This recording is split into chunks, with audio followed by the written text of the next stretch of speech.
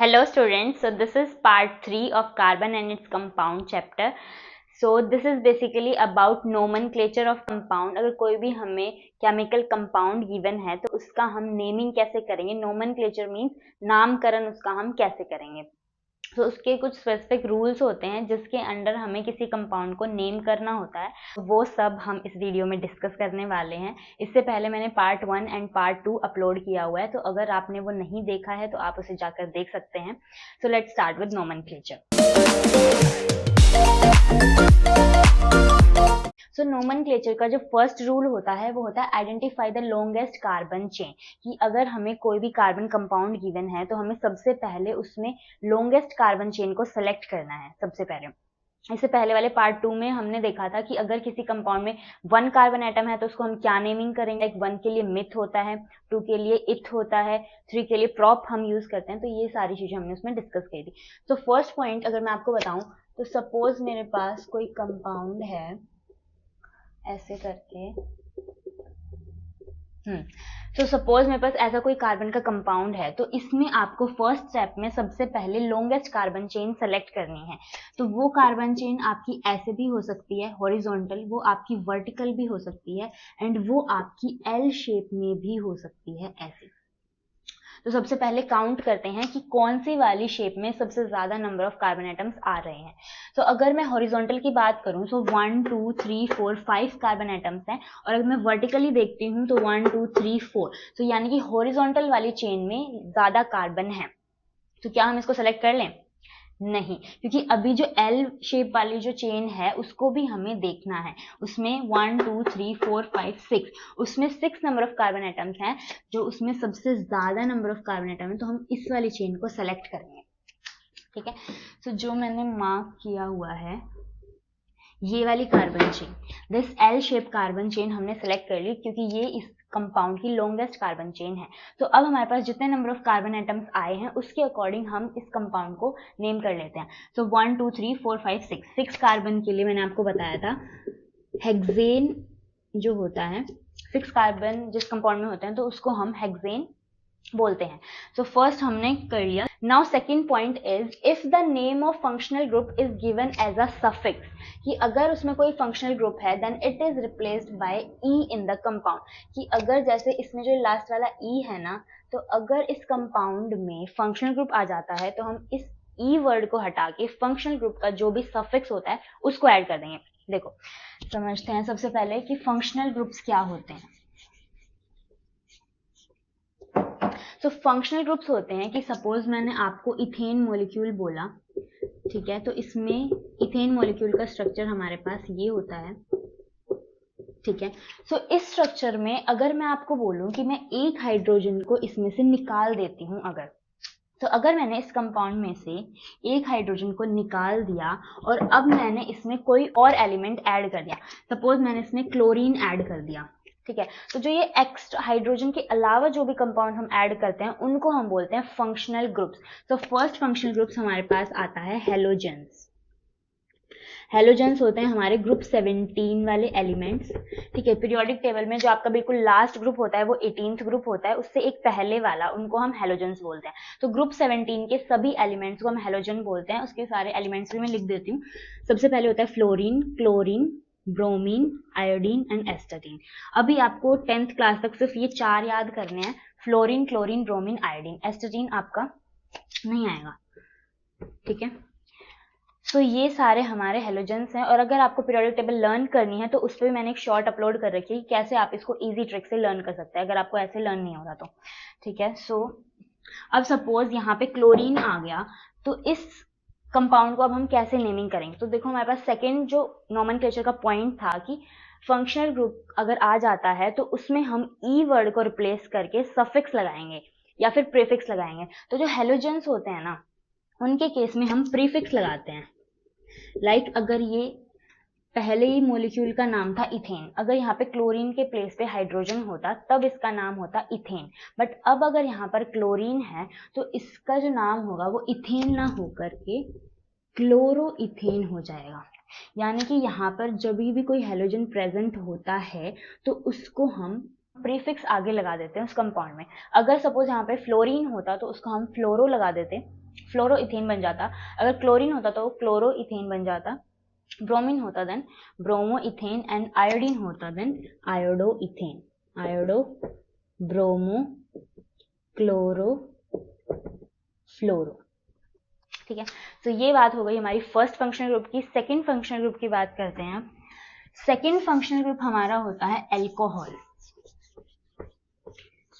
ठीक है, तो एल्कोहल आप सबको पता होगा एल्कोहल क्या होती है। ठीक है, तो उसी फंक्शनल ग्रुप के बारे में हम पढ़ेंगे।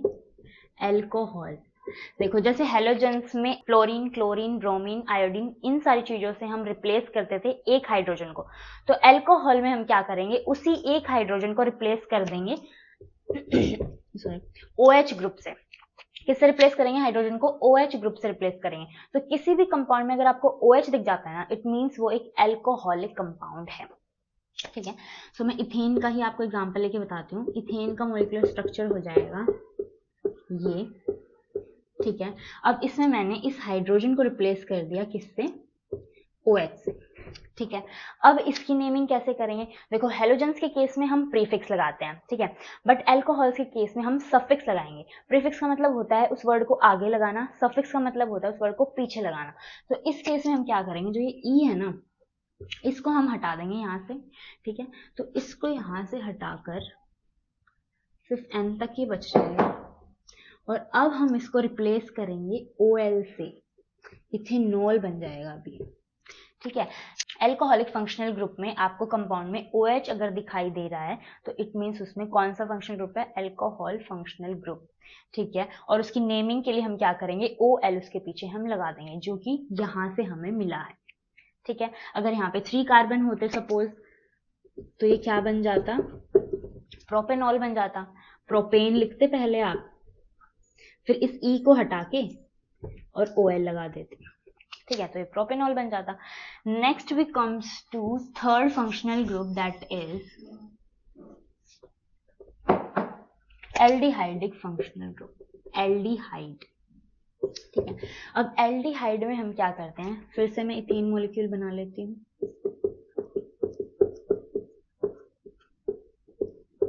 ठीक है, अब इसमें हम क्या करेंगे, एक हाइड्रोजन को हम रिप्लेस कर देंगे, सॉरी 2 हाइड्रोजन को हम रिप्लेस कर देंगे डबल बॉन्ड O से। 2 से किस लिए हमने रिप्लेस किया, क्योंकि देखो कार्बन सिर्फ 4 बॉन्ड्स बना सकता है। ठीक है, 5 बॉन्ड्स कभी नहीं बना सकता, ओनली 4 बॉन्ड्स बना सकता है। सो अब देखो अगर मैं ऑक्सीजन लगा रही हूँ, ऑक्सीजन में डबल बॉन्ड से बनाऊंगी। ठीक है, क्योंकि ऑक्सीजन की वैलेंसी 2 होती है, तो उसको 2 इलेक्ट्रॉन्स चाहिए, तभी उसका ऑक्टेट कंप्लीट होएगा, यानी कि वो डबल बॉन्ड बनाएगा कार्बन के साथ। ठीक है, तो इसने डबल बॉन्ड बना दिया, तो अगर मैं सिर्फ एक ही हाइड्रोजन को हटाती ना, तो यहाँ पे कार्बन के 5 बॉन्ड्स बन जाते, 1 2 3 4 5। ठीक है, और कार्बन के कभी 5 बॉन्ड्स नहीं हो सकते, ओनली 4 बॉन्ड्स कार्बन बना सकता है, तो इसलिए हम एक और हाइड्रोजन को रिप्लेस कर देंगे। तो 2 हाइड्रोजन को हमने रिप्लेस किया 1 ऑक्सीजन एटम से। ठीक है, तो अब जो ये CHO बन गया ना लास्ट में, ये होता है हमारा aldehydic functional group, CHO group. ठीक है, और ये ऑलवेज आपको टर्मिनल कार्बन पे ही मिलेगा। टर्मिनल यानी कि एंड वाली, मतलब जो कार्बन की चेन है तो उसमें एंड या फिर स्टार्टिंग, या तो स्टार्टिंग वाले कार्बन पे या फिर एंडिंग वाले कार्बन पे आपको CHO ग्रुप मिलेगा। ठीक है, एल्डिहाइडिक ग्रुप आपको कभी भी बीच में नहीं दिखाई देगा कार्बन चेन के। सपोज ये कार्बन चेन है, तो अगर इसमें यहाँ पर डबल बॉन्ड O और ऐसे है, then it is the aldehydic group. लेकिन अगर डबल बॉन्ड O बीच में आ जाए चेन के, तब हम उसको एल्डिहाइडिक नहीं बोलेंगे, तब हम उसको नेक्स्ट फंक्शनल ग्रुप बोलेंगे, दैट इज कीटोन। उसके बारे में भी पढ़ेंगे। ठीक है, तो अब इसकी नेमिंग कैसे करेंगे, देखो फिर से हम E हटाएंगे, लास्ट में से E हटा लिया, अब इसके पीछे हम लगा देंगे AL, एल्डिहाइड के केस में AL। ठीक है, कंफ्यूज नहीं होना इस चीज में बिल्कुल भी कि अल्कोहल के केस में OL लगता है पीछे और एल्डिहाइड के केस में AL लगता है पीछे। इथेनॉल अगर कोई कंपाउंड है तो उसमें CHO ग्रुप है। ठीक है, अगर उसमें OL लिखा हुआ है, इथेनॉल है, तो उसमें ओनली OH ग्रुप है। ठीक है, और इसमें जो CHO है, इस कार्बन को भी हम इंक्लूड करेंगे। ठीक है, तो इसमें 2 कार्बन, तो इथेनॉल ही इसका नाम बोला जाएगा। ये नहीं है कि CHO पूरा फंक्शनल ग्रुप आप एक मान लो और 1 कार्बन के बेसिस पे नेमिंग कर दो, ऐसा नहीं होगा। दोनों कार्बन, जितने भी टोटल कार्बन है कंपाउंड में, उन सबको हम कंसिडर करेंगे नेमिंग के टाइम। ठीक है, सो नेक्स्ट इज कीटोन। तो कीटोन फंक्शनल ग्रुप क्या होता है, कीटोन में आपके पास C double bond O group होता है, इसको हम कीटोन बोलते हैं। जैसे मैं फिर से आपको अगर इथेन का एग्जांपल लेकर बताऊं, ठीक है, तो हमें क्या करना है, हमें एक हाइड्रोजन को डबल बॉन्ड O से रिप्लेस करना है। ठीक है, अभी ध्यान से देखना है इसको। तो यहाँ पे मैं इस हाइड्रोजन को डबल बॉन्ड O से रिप्लेस कर रही हूँ। ठीक है, 5 बॉन्ड्स हो गए, तो मैं इसको भी हटा दूँ। ठीक है, तो क्या मैं इसको अब कीटोन फंक्शनल ग्रुप बोल सकती हूँ? नहीं बोल सकती। क्यों नहीं बोल सकती? क्योंकि मैंने आपको एल्डिहाइड के केस में बताया था कि ऑलवेज अगर टर्मिनल कार्बन पे C डबल बॉन्ड ग्रुप है तो उसको हम एल्डिहाइड बोलते हैं। ठीक है, तो अगर बीच वाले कार्बन पे होता है ना, तब हम उसको कीटोन बोलेंगे। लेकिन इसमें तो देखो, अगर मैं इस वाले कार्बन पे भी लगाती हूँ तब भी वो टर्मिनल हो जाएगा, मतलब वो फर्स्ट हो जाएगा, या तो फर्स्ट होना चाहिए या लास्ट होना चाहिए। तो इसका मतलब है कि ना तो मीथेन में ना इथेन में कीटोन फंक्शनल ग्रुप नहीं होता है। कीटोन की सीरीज स्टार्ट होती है प्रोपेन से।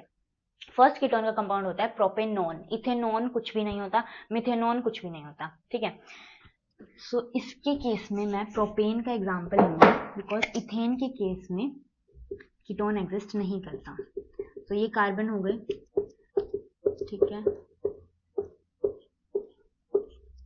ये हाइड्रोजन। अब मुझे बीच वाले कार्बन से हाइड्रोजन हटा के C डबल बॉन्ड O लगाना है। ठीक है, फर्स्ट या लास्ट पे नहीं लगाना है, वरना वो एल्डिहाइडिक फंक्शनल ग्रुप बन जाएगा। ठीक है, कार्बन की 4 वैलेंसी कंप्लीट कर दी, एक हाइड्रोजन हटा के हर एक कार्बन के पास 4 वैलेंसी है। ठीक है, सो ये ग्रुप होता है कीटोन। अब इसकी नेमिंग कैसे करेंगे, इसमें भी पीछे से E हटा के इसमें हम लगाते हैं ओन। ठीक है, तो इसके पीछे हम लगा देंगे ओन, प्रोपेनोन, तो इसका नाम हो जाएगा प्रोपेनोन। ठीक है, ब्यूटेन होगा तो ब्यूटेनोन हो जाएगा, पेंटेन होगा तो पेंटेनोन हो जाएगा। ठीक है, फोर्थ फंक्शनल ग्रुप जो है हमारा कार्बोक्सिलिक एसिड। ठीक है, कार्बोक्सिलिक एसिड में क्या होता है, इसमें हम C डबल बॉन्ड OOH, इससे हम किसी भी मॉलिक्यूल में H को रिप्लेस करते हैं। लाइक मैं फिर से इथेन का एग्जांपल आपको लेके बताती हूँ, H H H। ठीक है, तो इसमें हमने एक हाइड्रोजन को रिप्लेस कर दिया OH से, और इस वाले को हमने कर दिया डबल बॉन्ड O से। तो अब फिर से कार्बन के 5 हो गए, तो नीचे वाला भी हटाना पड़ेगा। तो ये हमारा हो गया कार्बोक्सिलिक एसिड फंक्शनल ग्रुप। ठीक है, तो इसमें आप देखोगे कि ये कॉम्बिनेशन है किसका, कीटोन का एंड अल्कोहल का। ठीक है, तो आप इसको कॉम्बिनेशन बोल सकते हो, कीटोन एंड अल्कोहल का। तो इसमें देखो क्या होता है, इसमें हम E को हटा के पीछे ओइक एसिड जो है ये सफिक्स ऐड करता है। ठीक है, तो अब इसका नाम क्या हो जाएगा, इथेनोइक एसिड। और इसमें एक और है, आप उसको फंक्शनल ग्रुप में काउंट कर भी सकते हो, या फिर नॉर्मल नेमिंग में आप उसको काउंट कर सकते हो। सपोज अगर कोई कार्बन चेन है ऐसे, ठीक है, तो अगर मैं इसके ऊपर एक और कार्बन लगा दूं और अब इनकी वैलेंसीज कंप्लीट करूं, ठीक है, ऐसे हर एक कार्बन की 4 वैलेंसी कंप्लीट होगी। अब अगर मैं इसको कंप्रेस करके लिखूं तो CH3, यहाँ पे एक H है CH3, ऐसे मैं इसको लिखूंगी। ठीक है, तो अब अगर आपको इसकी नेमिंग करनी होगी ना, तो आप इसको कैसे नेमिंग करोगे? देखो, फर्स्ट पॉइंट था identify the longest carbon chain. तो सबसे पहले लॉन्गेस्ट कार्बन चेन सेलेक्ट करते हैं। वर्टिकल वाली सिर्फ 2 दिख रहे हैं मुझे, इसलिए मैं सेलेक्ट नहीं कर रही। फिर हॉरिजॉन्टल वाली मुझे 3 दिख रहे हैं, और एल शेप में भी मुझे 3 दिख रहे हैं। तो आप कोई भी कंसिडर कर सकते हो, हॉरिजॉन्टल भी और एल शेप भी। तो मैंने हॉरिजॉन्टल वाली कंसीडर कर रही हूँ। अब देखो, ये कार्बन नंबर 1 है, ये कार्बन नंबर 2 और ये कार्बन नंबर 3। तो इसमें अब आप देखो, कार्बन नंबर 2 पे जो है CH3 ग्रुप लगा हुआ है। ठीक है, तो इस CH3 को हम क्या बोलेंगे? देखो, CH4 का पहले मुझे नाम बताओ, इस कंपाउंड का क्या नाम होगा? CH4 का 1 कार्बन है तो मीथेन, तो इसका नाम है मीथेन। और अगर मैं इसमें से एक हाइड्रोजन हटा दूं ना, एक हाइड्रोजन कम कर दूं जितना मीथेन में होना चाहिए था, तो अब इस कंपाउंड को हम बोलेंगे मिथाइल। ठीक है, क्या बोलेंगे अब हम इस कंपाउंड को? मिथाइल बोलेंगे, मीथेन नहीं बोलेंगे। आइल मतलब कि इसमें एक हाइड्रोजन की कमी है। ठीक है, ऐसे ही अगर मैं C2H6 जो हमारा होता है, इथेन होता है, तो इसमें से भी अगर मैं एक हाइड्रोजन को हटा दूं तो ये हमारे पास इथाइल बन जाएगा, इथाइल ग्रुप। ठीक है, सो नेक्स्ट अब करते हैं, सो नेक्स्ट रूल पे चलते हैं अब। फर्स्ट रूल हो गया, सेकेंड रूल हो गया हमारा, अब थर्ड रूल कि if carbon chain is unsaturated, तो अगर अनसेचुरेटेड कार्बन चेन यानी कि डबल बॉन्ड या ट्रिपल बॉन्ड वाली कार्बन चेन है, तो उस केस में हम क्या करेंगे, उसमें हम पीछे का ANE पूरा रिमूव करके ENE या फिर YNE से रिप्लेस कर देंगे। देखो सपोज अगर डबल बॉन्ड है तो उसमें हम ENE लगाएंगे, ठीक है। अगर ट्रिपल बॉन्ड है तो उसमें हम YNE लगाएंगे, ठीक है। और इसमें हम कैसे रिप्लेस करेंगे, लाइक अगर मैं आपको इथेन का एग्जांपल लेके बताती हूँ, ठीक है। इथेन जो है उसका स्ट्रक्चर ऐसे होता है, सबको पता होगा, ठीक है। इथेन का स्ट्रक्चर मैंने बना दिया। अब इथेन में अगर मैं एक डबल बॉन्ड लगा दूं बीच में, ठीक है, तो एक एक हाइड्रोजन मुझे रिमूव करने पड़ेंगे क्योंकि कार्बन की 5 वैलेंसीज हो गई। अब ठीक है, 1 2 3 4 1 2 3 4 हर एक कार्बन की 4 वैलेंसी हो गई। तो अब इसको हम कैसे नेमिंग करेंगे, पहले देखो ये सैचुरेटेड था, सिंगल बॉन्ड था, अब ये अनसैचुरेटेड हो चुका है, डबल बॉन्ड इसमें आ चुका है। तो इसके लिए हम क्या करेंगे, अब हमें ई नहीं हटाना, पीछे का ई नहीं हटाएंगे, हम इथेन का पूरा ANE रिमूव करेंगे अनसैचुरेटेड के केस में, ये बन जाएगा हमारा इथीन, ठीक है। डबल बॉन्ड को हम ENE से रिप्लेस करने वाले हैं। और अगर मैं इसमें ट्रिपल बॉन्ड बना दूं, ठीक है, तो 1 हाइड्रोजन आएगा बस, क्योंकि इसकी देखो 3 पहले ही वैलेंसी कंप्लीट हो चुकी है, ओनली इसको 1 की रिक्वायरमेंट है, तो 1 2 3 और 4 बॉन्ड्स इसने बना लिए, ठीक है। तो इसका नेमिंग हो जाएगा इथाइन, ठीक है। ट्रिपल बॉन्ड के लिए हम YNE का यूज करेंगे, ठीक है। तो इतना नोमेनक्लेचर हम कर लिया।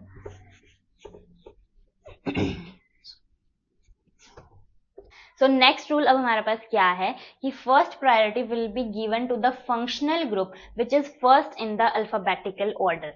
यानी कि अब अगर किसी कंपाउंड में, देखो वन फंक्शनल ग्रुप हमने पढ़ लिया, 1 फंक्शनल ग्रुप होता है तो उसको क्या नेमिंग करेंगे, ऐसे सब हमने पढ़ लिया। अब अगर किसी कंपाउंड में 2 फंक्शनल ग्रुप आ जाते हैं तब हम उसको कैसे नेमिंग करते हैं, तो कैसे नेमिंग करेंगे, जिस भी फंक्शनल ग्रुप का अल्फाबेटिकली ऑर्डर पहले आएगा ना उसको हम पहले नेमिंग करेंगे, ठीक है। तो एक क्वेश्चन को डिस्कस कर लेते हैं। सपोज मैंने आपको कंपाउंड दे दिया, ये दे दिया मैंने आपको कंपाउंड, ठीक है। अब आपको इसकी नेमिंग करनी है। सो नेमिंग आप कैसे करोगे, सबसे पहले फर्स्ट रूल क्या कहता है, select the longest carbon chain. Longest carbon chain हमने कर ली सेलेक्ट, ठीक है। 3 कार्बन है तो हमें पता है प्रोप की सीरीज आएगी, प्रोप हमने पहले लिख दिया, चलो प्रोपेन ही लिख देते हैं, तो ये प्रोपेन का हमने लिख दिया। अब इसमें फंक्शनल ग्रुप फाइंड आउट करो। फंक्शनल ग्रुप कौन सा है इसमें, आप देखोगे कि टर्मिनल कार्बन पे डबल बॉन्ड O है, मतलब CHO फंक्शनल ग्रुप आपको दिख रहा है। CHO के लिए याद करो क्या होता था, CHO के लिए फंक्शनल ग्रुप होता था एल्डिहाइड, ठीक है। सो इट मीन्स इसमें एल्डिहाइडिक फंक्शनल ग्रुप है, और एल्डिहाइडिक फंक्शनल ग्रुप के लिए हम AL सफिक्स लगाते हैं, ठीक है। सो E हटा के मैंने यहाँ पर AL लगा दिया, हो गया इसका नेमिंग, ठीक है। सो इस कंपाउंड का नाम है प्रोपेनल। एक और एग्जांपल करते हैं। सो ये कुछ क्वेश्चंस हैं जो मैंने नोट डाउन करे हैं, कुछ इसमें से इंटेक्स्ट क्वेश्चन है, कुछ आपके एक्सरसाइज क्वेश्चन है, और कुछ वैसे इंपॉर्टेंट क्वेश्चन जो मुझे कुछ इसमें नेमिंग बतानी थी इंपॉर्टेंट आपको, तो इसलिए मैंने ये वाले क्वेश्चन सेलेक्ट किए हैं।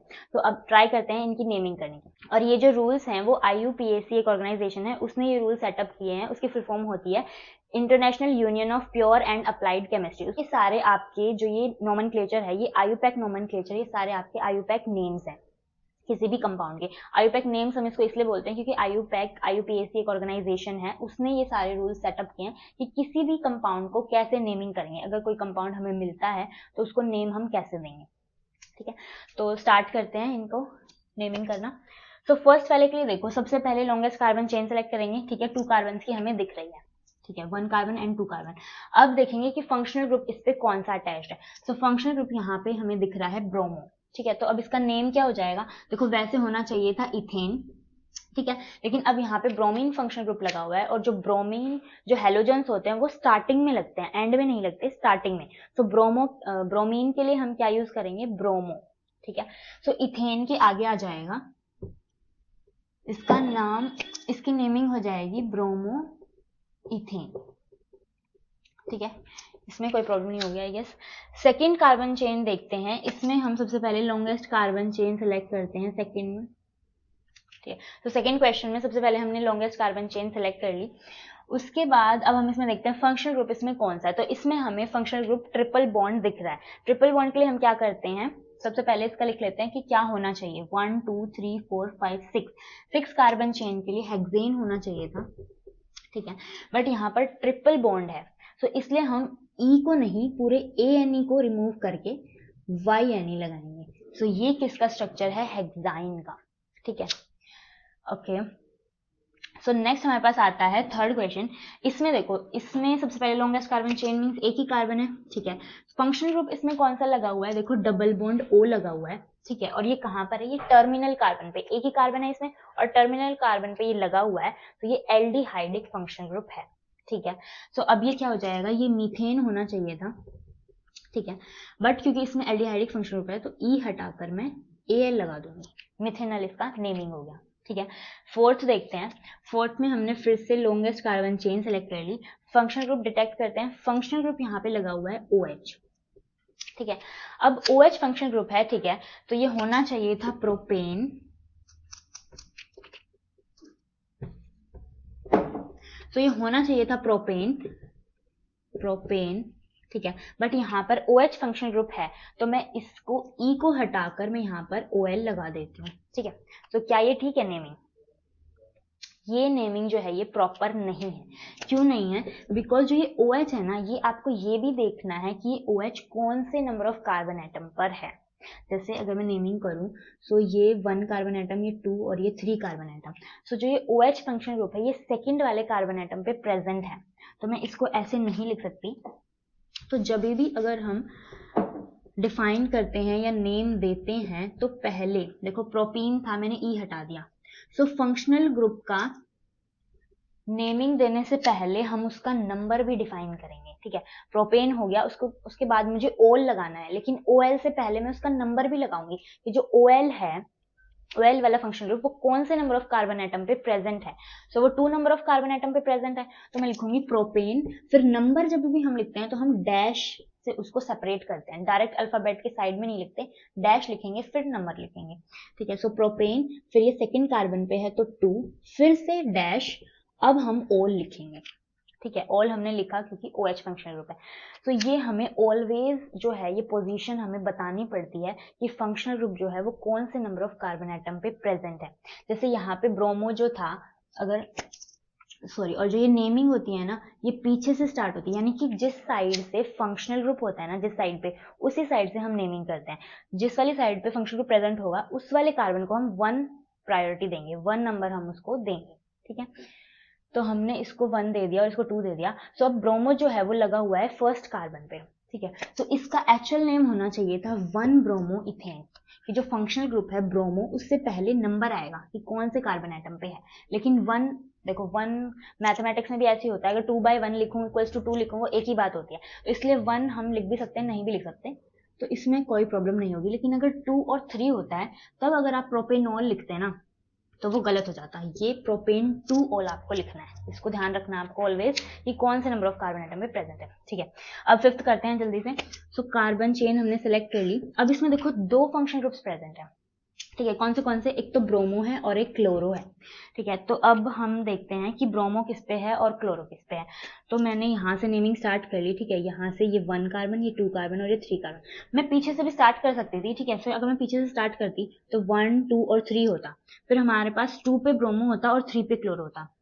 लेकिन हम क्या करेंगे कि जिस साइड से फंक्शनल ग्रुप पे सबसे छोटा नंबर आए ना, उस साइड से हम नेमिंग करते हैं। लाइक ये अगर मैं यहाँ से करती तो 2 ब्रोमो, 2 पे ब्रोमो था और 3 पे क्लोरो था, तो 2 + 3 5 हो जाता, ठीक है। और अगर मैं आगे से नेमिंग कर रही हूँ, सो 1 कार्बन और 2 कार्बन, सो 1 + 2 3, तो इसलिए हम आगे से करेंगे कि जहां से अगर हम ऐड करें पोजीशंस को तो सबसे स्मॉलेस्ट नंबर आना चाहिए, तो इसलिए हम आगे से करेंगे, पीछे से नहीं करेंगे, ठीक है। सो अब देखो, ये हमारे पास जो फोर्थ रूल था कि अगर 2 फंक्शनल ग्रुप्स प्रेजेंट होते हैं तो सबसे आगे हम किसका नाम लिखेंगे, जो कि अल्फाबेटिकली ऑर्डर में सबसे पहले आता है, ठीक है। सो इसका नाम है क्लोरो और इसका नाम है ब्रोमो। अब सी पहले आता है या बी पहले आता है, अल्फाबेट से बी पहले आता है, तो इसका मतलब हम बी की नेमिंग पहले करेंगे, ठीक है। तो मैंने लिख दिया ब्रोमो, लेकिन उससे पहले आपको कार्बन एटम भी डिफाइन करना है। ब्रोमो कौन से कार्बन एटम पे है, 2 नंबर कार्बन एटम पे, ठीक है। तो मैंने लिख दिया 2 ब्रोमो, फिर मैं लिखूंगी कोमा, क्योंकि अभी और फंक्शनल ग्रुप भी है, फिर मैं लिखूंगी 1 क्लोरो, ठीक है, 1 पे क्लोरो है, और 3 कार्बन वाली चेन को हम क्या बोलते हैं, प्रोपेन, प्रोपेन। तो ये हो जाएगा इसका नेमिंग 5th वाले का, ठीक है। नेक्स्ट जो 6 की बात करें तो ये तो सिंपल है, सबसे पहले लॉन्गेस्ट कार्बन चेन सेलेक्ट कर लेते हैं, ये हमने सेलेक्ट कर ली। अगर मैं इसको एल शेप में ऐसे भी सेलेक्ट करती तो उतने ही नंबर ऑफ कार्बन एटम आते, ठीक है, तो मैं इसको ऐसे सेलेक्ट नहीं करी, हॉरिजॉन्टल ही सेलेक्ट कर रही हूँ, ठीक है। सो